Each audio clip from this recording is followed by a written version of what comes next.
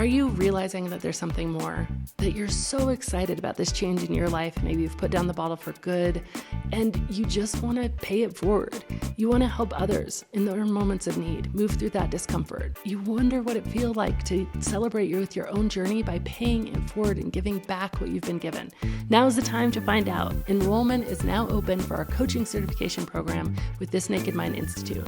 In just 6 months, you can receive the training, the resources, and tools you need to become our next certified coach so that you can start your entrepreneurial journey or grow your already existing business while helping thousands of others to find freedom, joy, and happiness.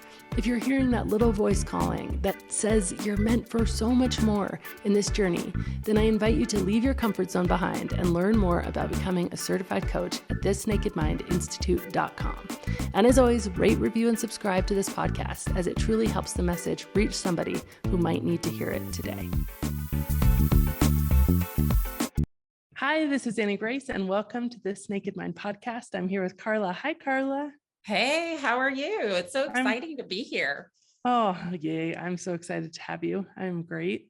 So why don't you sort of take us all the way back to the beginning with alcohol? Like where did it start for you? Whew.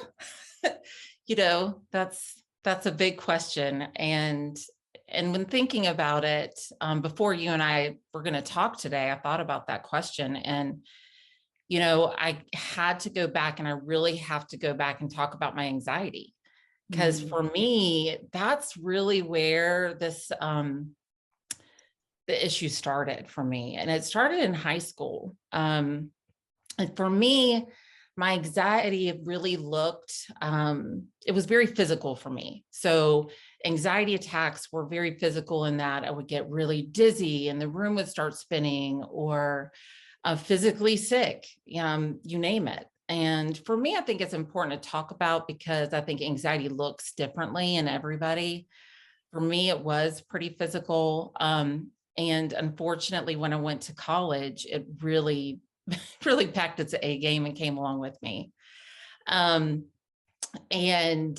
for me, looking back, going to college again, thinking this is the normal time to drink. It's just, what I know now on alcohol just really blows me away because we're sending our kids off and thinking, oh, it's normal to go and drink or binge drink or whatever. But back then, again, still thinking this is completely normal. But in college is where I really started giving alcohol a job. And that's how I like to describe it because, for example, I gave it the job of helping me with my anxiety. And it worked initially, and then I was like, hey, that worked really well. So what about my social anxiety? Or what about, it just started taking on other roles, just as anxiety was really increasing in my life. And for me, I describe it as it just really started weaving its way into all aspects of my life. Anxiety did, and then alcohol did as well. I would have anxiety attacks in grocery stores, on the interstate, driving, in big classrooms, you name it. So, and back in the day, Annie, when I was in college, we did not talk about anxiety the way that we talk about it now. Right. I'm so glad it has, the space and people can talk about it really with much more ease. Back then, I just thought something was wrong with me, and so again, then I gave alcohol the job of making me feel normal. And so when you ask that, that's when I go back and I see it starting to take root, and really kind of have a place that it shouldn't have. Yeah. So in that, did you find instant relief in it, or how? Yeah, I would say that I did initially. Again, I was just never second guessing it. You think about all the messages that we are given, and it even drives me crazy now, when you're reading in books, it's these hidden messages we've been getting since we were young, have this substance and it will help, and you see that about relaxation or stress or anxiety.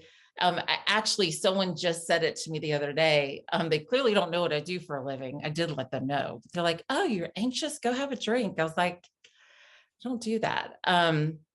But I just saw it as, again, normal. And so I don't know if I was really looking at it with the lens that I should have been. Like, okay, like, for example, I should have not been anxious at all if it was working by the time, I really started drinking. But I think it did. It initially worked. I thought it did. But again, all it did ultimately was lower my self-esteem because, just doing things I wouldn't have intended to do normally if I had been drinking. I will never forget, I dated this guy in college and he did not drink. And of course, that was just so strange, like that he was the weird Yeah. one because he didn't drink. And I'll never forget my 21st birthday, going out, partying and getting so sick. It was very classy behind a tree. And he was like, "Why are you drinking something that makes you so sick?" Like, Mhm. and it just didn't, he's the smartest guy in the room, And so just again, thinking, "Oh, you don't know, you're not normal, you don't drink." But I think another big thing that I was competing against back then was what I had been taught again. And it's what my parents had been taught about this word alcoholic. And, it runs in our family. So be careful. You might have it like you had it or you didn't. And so for me, there was this clear line in the sand that I know I didn't want to be it. So I just focused on that. And everything was centered around, well, I'm not that. So, I Mhm. mean, I'm young. This is normal. I mean, now, even when I graduated from college, is still, I'm in my 20s. This is normal. I should be drinking. But it really, again, started ramping up. I had a job.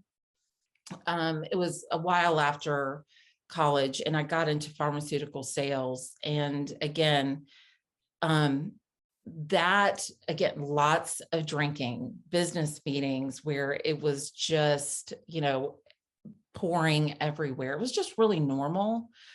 Taking out positions and having dinners and alcohol's just was always there.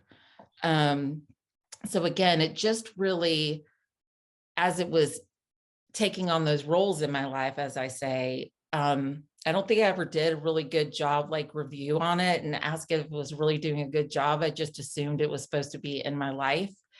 But yeah, so it just started immersing itself more and more in my work life after college. And yeah. Oh my gosh. So then what happened like during that time specifically? Did you? Well, I continued, and actually I remember I was in it was one pharmaceutical company, and my anxiety, it was just getting to the point that I was not functioning Mhm. well. And again, I think I just didn't know the difference anymore. I didn't know the difference. One, I didn't know what it was like to feel good anymore, number one. But number two, I didn't know, what is it, the chicken or the egg? Is my anxiety or is it the drinking? And I would always blame it on the anxiety. Um, but I'll never forget, really just not functioning well and reaching out to work. And this is when I actually did go to my first and ever, I say first, but I went to rehab. And the thought of going, honestly, excited me. There was a part of me that I just wanted to stop the crazy. I just wanted to stop the constant. I couldn't get ahead of the anxiety. I couldn't get ahead of, life keeps throwing you those curveballs. And I just wanted a timeout. Mhm. So as much as there was a lot of shame that came along with going to rehab, there was a part of me that desperately wanted that reset. Yeah. And at this point, I will say I had intermittently tried going to meetings because I think deep down I knew I didn't like my drinking. I had done many times putting like rules around it, trying to put boundaries. I'll never forget, I did, gave it up for Lent. And one time I should have laughed at myself because I was a big red wine drinker. As soon as, the 40 days started, then immediately I switched and I was like, well, that's red wine. I can drink white wine for the 40 days. So I would just mix and play these games with myself, not Right. realizing that um, I really was struggling. I did give it up one time for Lent, and I'll never forget. I, my body thanked me. I mean, my eyes in those 40 days, my skin, everything, like I felt so much better. But of course, then I immediately celebrated with a glass of wine. And I think it also gave me this false sense of you're okay. Mhm. You're not that line in the sand, like you've been thinking, because surely you wouldn't be able to stop for 40 days if you really had a problem. Right. And that's what was going on, inside my head. But I did go to, a rehab. Once again, I think honestly there, all it did was tell me that I didn't have a problem. I felt great after the 30 days. And it basically at that place, it was just it was constant meetings. So when you go into a place where you wholeheartedly don't identify with that label, it's no wonder it didn't stick, and I think even back then we really didn't give credit to people for really honoring what they thought might be a good way. Mhm. um and I truly like left thinking, well, that I don't have a problem, glad I feel better, all is Mm. okay. Whew, done. Now I'm going to go back to work. And again, I felt great for a little while, but then the cycle just started over again. Yeah. And so it's just kind of that, what I've learned now, that shame and blame cycle that I was in. And in a world, honestly, at that point, and, I think we're still there. We're making such big headway when it comes to people understanding that there's other ways to get help. But at that point, I felt like it was AA or nothing. Like, so I Yeah. just didn't know. And that honestly really scared me. It seemed like this huge, like there's got to be something else. And, but also the idea just in itself of one day at a time, I was like, one day at a time, I don't want to live life. Like that sounds like a nightmare. Yeah. So, again, never asking myself, how is it serving me? Never asking myself, I just constantly wanted to fight to have it play a role in my life. And once again, if I had asked myself, Karla, like, how's it doing with that anxiety? I should have been the calmest cat in the room if it was actually working, but I Right. was so anxious and really not feeling well. I think but because again, my anxiety took on such a physical feeling, I just didn't know. Again, I think deep down I knew deep down that that good old subconscious was really worried. Um, but kept telling myself, I'm going to push past this. And, and I really was. I was successful in my career. I did well. Um, I also, was single and lived by myself. So I think I also could get away with a lot more. It was a lot easier to hide. But towards the end of my drinking career, I mean, I was hiding it from myself too. Like Mhm. constantly, I didn't want to know. And I get people many times they want to know, especially, and we'll get into that whenever, just because of my getting sick, they really want to know, like, okay, how much were you drinking? And I would have wanted to know too. I would have been the first one sending me a message saying, okay, what exactly were you drinking and how much were you drinking? Because I would have wanted to compare it to mine, and see if I was okay. So I think there's a lot of that comparison game when it comes to drinking. Well, let's talk about that. Or where does that fall into the chronology? Yeah, I mean, it's there, so we can talk about it. Let's say it's 2013 when I knew things were bad. I had no idea how bad. And again, it was a weekend, just to paint the picture. I was still working. That's still, moving forward and working, doing my thing, homeowner, all the things. And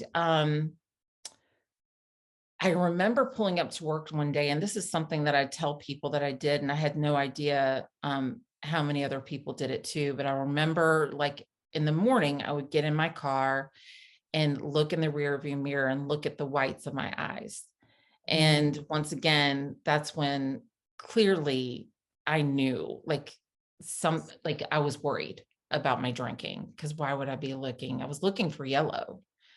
And because obviously, my Google searches showed me that that was a sign of there being problems with your liver. So I would do this little thing and look in the rearview mirror, and was at work that morning. And I remember I looked, and there was the yellow. And it's hard to describe the feeling in the car that day. I was constantly trying to pretend to the world that all was fine and I had it handled. And I like to give the picture of I was trying to spin all the plates, and that's when the plates really started to fall. Absolute fear is what came over me, and not knowing what to do or who to talk to. And I was in a wedding that weekend. This goes back to also my people pleasing. I clearly could never say no. Like, I had to do it, even though because I felt really bad at this point.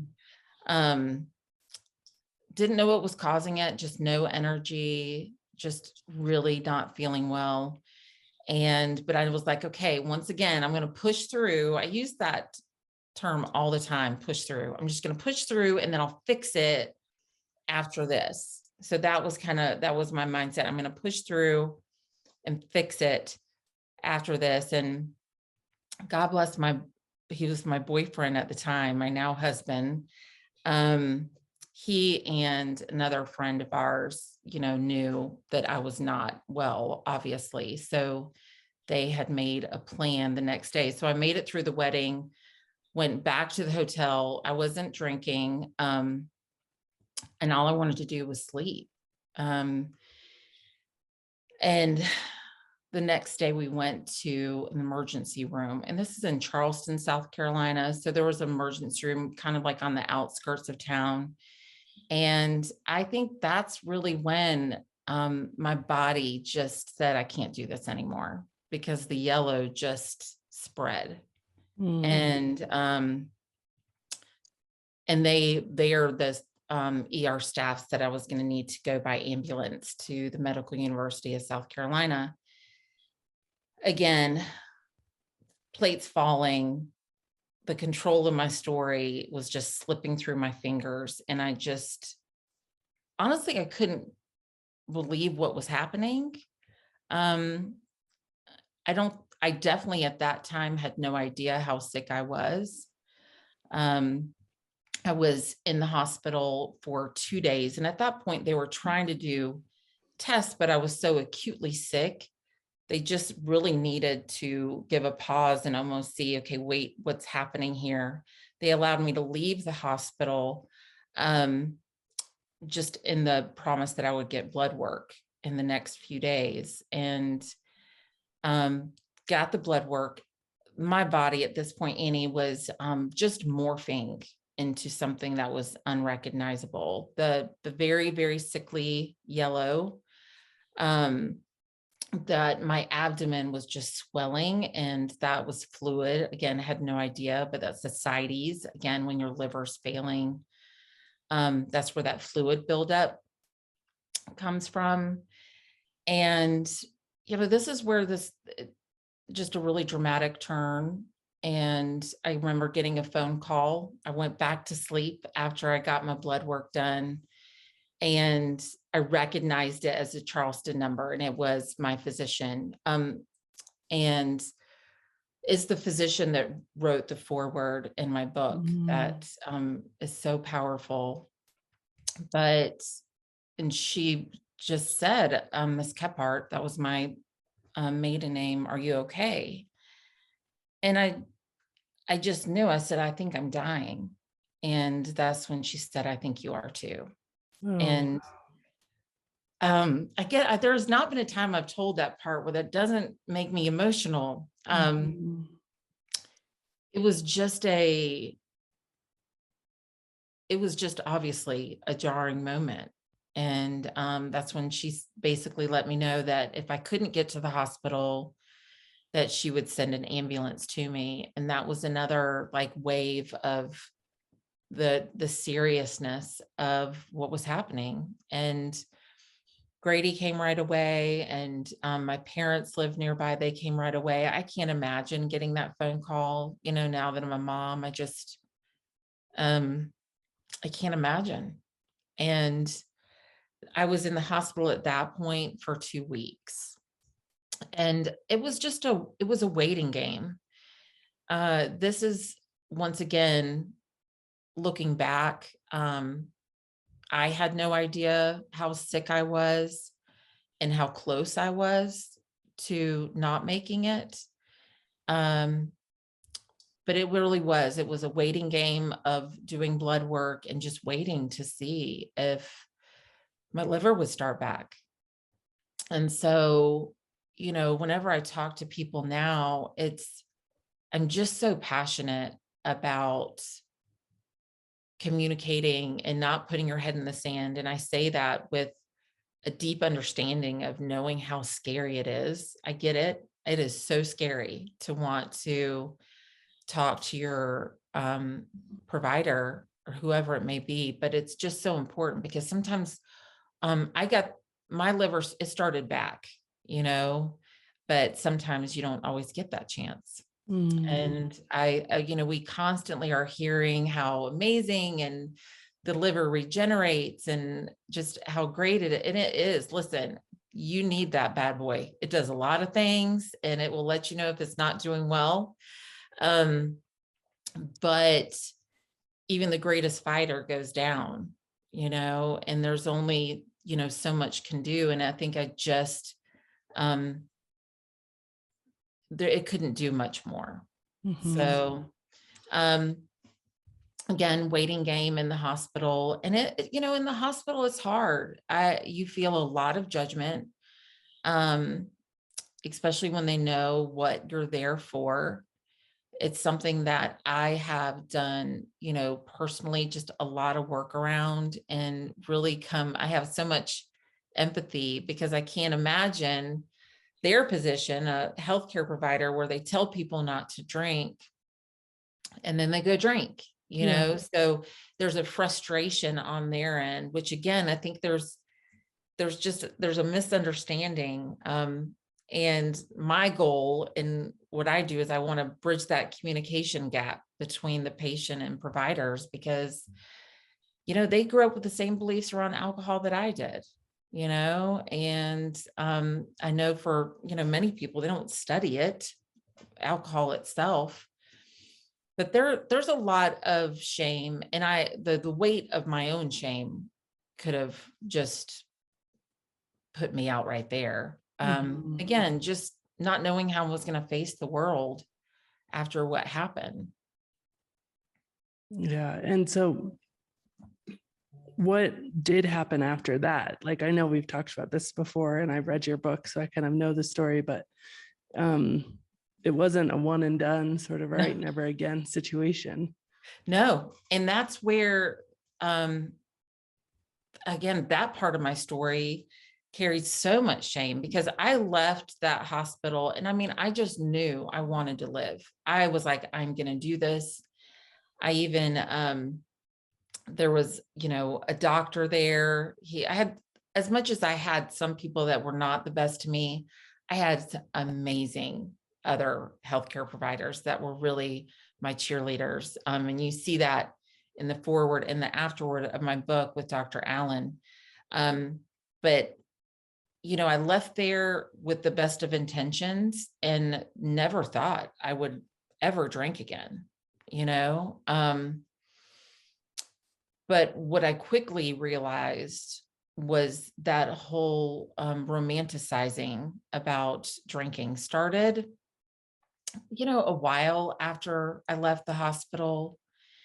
And there was a turning point where I actually started to get sick again. And because of how acutely ill I had been, I called my physician and they were like, you need to, go right away, get some scans. We want to see what's going on. And it turned out that I had mono. This is where my Dr. Google fingers got, to going, because I desperately wanted to blame getting sick with mono with my liver shutting down. And as crazy as that sounds, it's because it is, but at the time it seemed really sane. And, we have that thing, confirmation bias, where I was going to find it. And surely I did, because it said, an article about mono and jaundice and the issues that it causes to the liver. And that was all it took for me to think, now I can drink normal. I'm fine. Of course, did I talk to anybody about this decision of mine? Right. No. Did I run it past, my doctor or my boyfriend, now husband at the time? No, because I did it in secret, because I knew that it was a problem. And that was the slipperiest slope I have ever been on, was that attempt to go back at that time. And the shame of actually going back to drinking after being so ill, that is almost what killed me, because I just how can I tell someone that I drank again? How can I do that? I can make no sense of it, but I know that I'm in trouble. I'm in trouble big time. And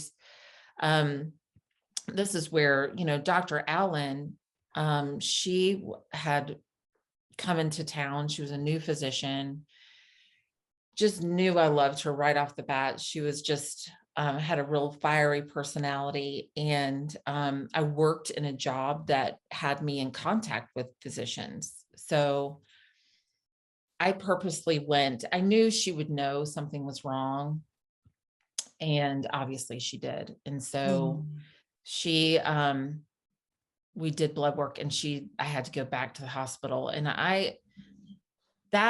there was a day in there that she called my original physician, Dr. Jofflin, to let her know I was coming back, because I didn't know how to face Dr. Jofflin, because she was one of the physicians that really poured into me and believed in me.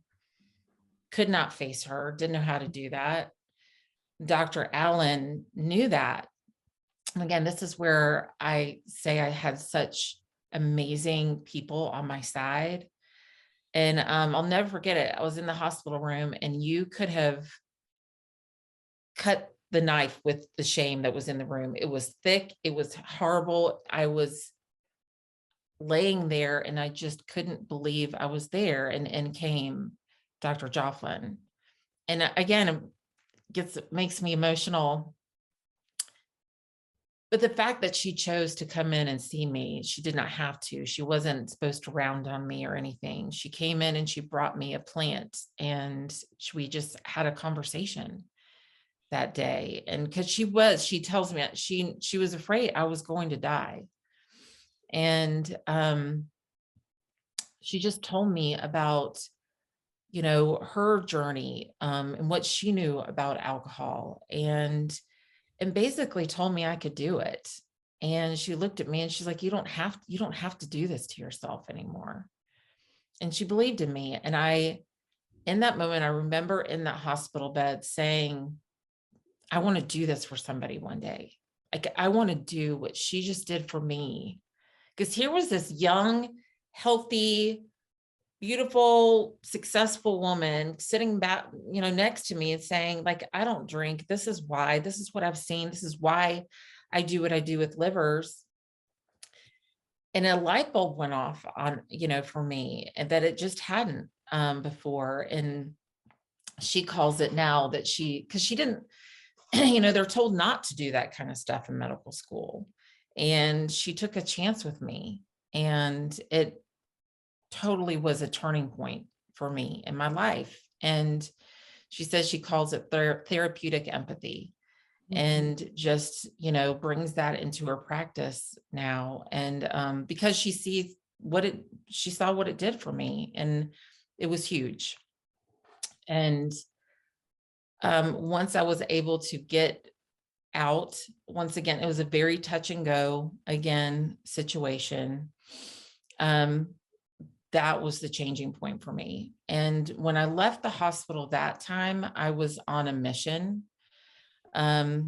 because I knew I basically I could go right or I could go left. And right was going to be walking through some hard stuff and facing some things that would be very painful, but left it would be death.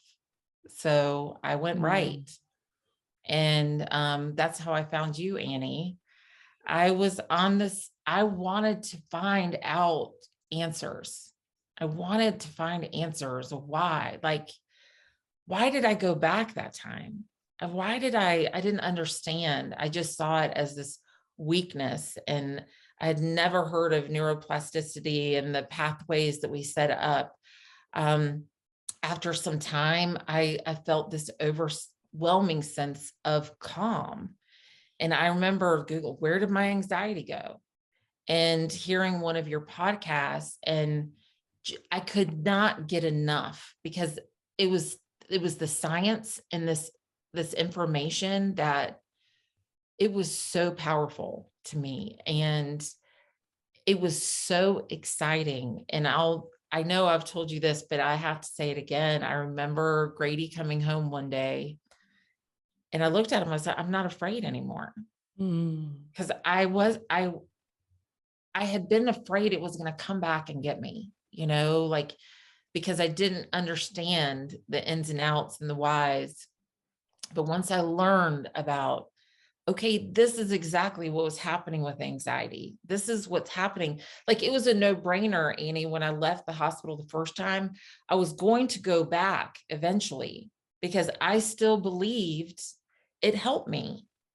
I thought alcohol helped me with all those things. I didn't address any of those things. So it was going to happen. It was a matter of time. And so I was able to have grace for myself and understand, okay, that's why. And so just truly craving and getting all that knowledge is what truly, I truly wasn't afraid anymore that it was going to come back and get me in some way. If life threw a curveball, which it has, and it will again, life comes and hard things happen. But I know, that I can, and will get on the other side, without drinking. I think that's the biggest thing I didn't know years ago. September 10th will be 8 years for me on this journey. And I had no idea freedom was possible. I had no idea. Amazing. Mhm.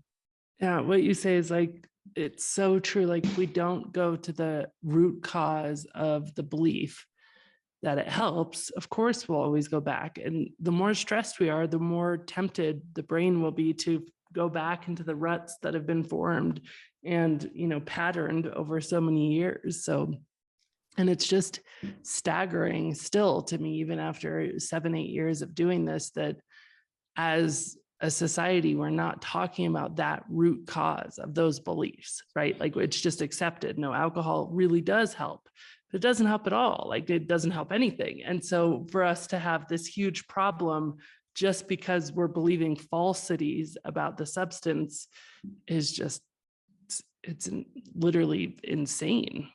It is, and to me, that's what why I just, this conversation and this narrative needs to change, because of what we're seeing. We are seeing people rapidly decline, health wise. So I want to like look at people and be like, what we're doing isn't working, And again, when I say that, I always say, like, I say that with just one pathway is what traditionally, okay, you have an issue with alcohol, this is the way you get help. That is absolutely insanity. That to me is doing the same thing over and over again, and expecting different results. So that's to me insanity, thinking there's only one way to do Yeah. this. And the numbers are showing it. The numbers are showing it, and people they're getting sick. And something that happened to me that many years ago, which was, acute liver failure, which, doesn't happen all that. The numbers are rising big time, and it's not so uncommon anymore. And that's what's really, really pushed me to talk about it, because we have to start looking at this in a different way. And because there's people out there that just like me, and they're going to be leaving the hospital, and they're going to be facing that go right or go left. And if they don't know any different, that left is going to be the choice ultimately that they take. And that's heartbreaking to me. But it truly is. And when I found this Naked Mind, I remember reaching out and asking, if y'all were going to be training people, because it was so, and because my story at that point had happened, the coolest thing for me is that it aligned with my journey almost exactly. Like, it answered all the questions. And so it was so aligned, with this methodology, because it was my journey. So it was so powerful and exciting to learn about, and know that I could then start sharing that with other people. Yeah. So how has that gone for you, the process of becoming now a Naked Mind coach and all of the things? Oh, I absolutely adore, like I always tell people, it will never get old for me, this process of helping people find freedom. It is one of the most beautiful things in coaching, and the path I'm wrapping up with one of the groups now, that it was one of the year-long groups. But to look at people that were, and I can remember back in last August, they were scared, full of doubt, absolutely felt hopeless, and there was no way. And there was just this sense of desperation. And, it's just this encouraging, because I know, I'm like, y'all just hang on, because I promise, like, things can't, keep an open mind and just trust the process, and to see that freedom start to come. And and you can do that. And I think that's the biggest thing with my coaching, is that I desperately wanted a judgment-free place that was safe. It's safe to talk. If I fell off or messed up, you can get right back. When there's no shame, there's only learning. That's another thing that is just insanity to me that we're not talking about, is why can't we really change the script and don't go back to day one? Okay, what can we learn from that fall? What can we Yeah. learn from that? What did you take away from that? did it fix your anxiety? Okay, then how did you feel the next day? Like, you can just take away so much from it. And but I absolutely, coaching is truly such a gift. And to know that I can be in the place that I was, and also be able to bring the story that there was nothing gray about my drinking. There was nothing gray about it. It was a big issue. And so I can share my story, and I can be vulnerable and share with them where exactly it took me to. And then I can be that healthy face for them on the other side of the issue. And I think that was what I really needed to back at when I was struggling. There's just so much darkness in the world of alcohol, and there's a lot of hopelessness, and especially in the world of liver disease, then that adds another layer of helplessness and hopelessness.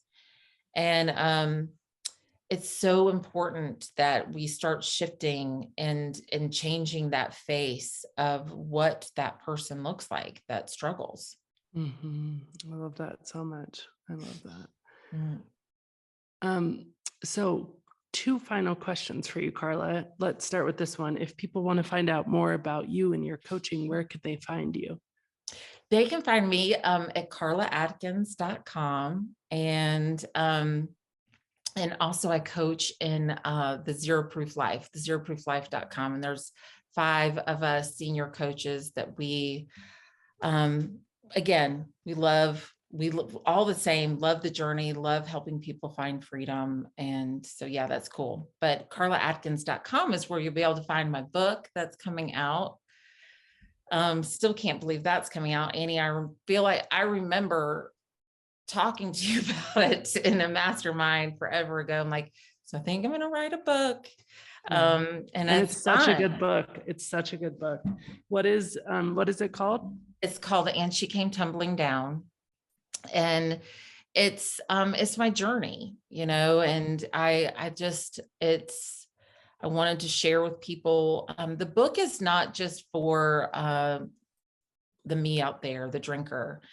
I found that it's helpful for loved ones, it gives a different perspective, a different lens. So helps loved ones that have someone that's struggling with alcohol really get to see it from a different perspective. And I think empathy can come in. And also, I want this to be a great resource for healthcare providers I get it. What you do is hard. So let me tell my story, and you can pass that along to them and hopefully bring somebody some hope. I love that so much. It's so awesome. And it is excellent. So well written and just so powerful. So Karla, let me end by asking the question that I ask at the end of these, which is, if you were going to go back in time, maybe not to the Karla who saw yellow in her eyes, but maybe to the Karla who just couldn't even make sense of herself because after that experience of being hospitalized, was drinking again, what would you tell her? I think I would go back to what I would said earlier and tell her that freedom is possible, and you're actually playing really, really small. The things that you're capable of doing, you have no idea. And the alcohol is just holding you back. So I think that's what I would say to her. I love that so much. Thank you. Thank you so much, Karla, for coming on. It's just been awesome. Thank you for having me. This has been amazing. This episode is sponsored by This Naked Mind Institute, our coach certification program, where we certify the next generation of coaches to help people find freedom and experience transformational and life-giving shifts that come from science-based and compassion-led learning. These coaches are empowered with world-class trainings, industry-leading tools and resources, and the most recent scientific studies to help others learn how to create real, rich, raw, and authentic lives free from alcohol. So if you're at the point in your own personal journey where you really want to help others and pay it forward, to give what you've been given and help others find freedom, joy, and ultimate happiness, then I invite you to apply for the next class of This Naked Mind Institute and join our incredibly coaching community at thisnakedmindinstitute.com.